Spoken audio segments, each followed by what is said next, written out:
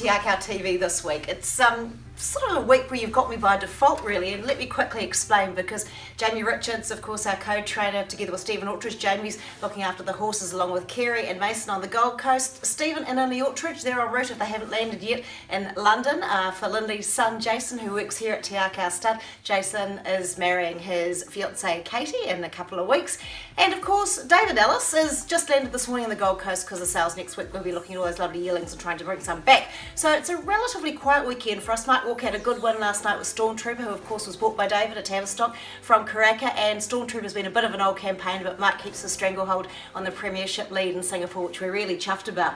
In New Zealand, of course, the tracks are really going off now in terms of being heavy track conditions, so not a lot of Te Akau horses running. We've had a lot of them spelling and a lot getting ready for their spring preps. So what we do have at Ellerslie on Saturday in race number 7 is Rock's Son. He's sort of in this race speaking to Steve and Jamie a little bit by default because there was a lack of rating 75 1400 metre events in the week.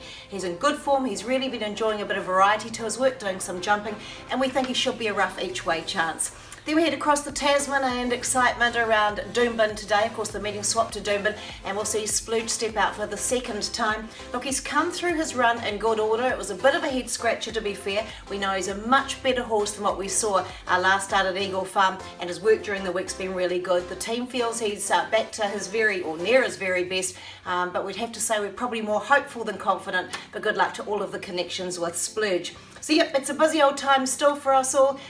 Good luck too to the connections of Ginger Nuts. He was named as a finalist for the Ellerslie Performance of the Year, which will be announced at their meeting on Queen's Birthday Monday. So go the G Nuts. That was for his Avondale Guineas performance, which was just a scintillating run.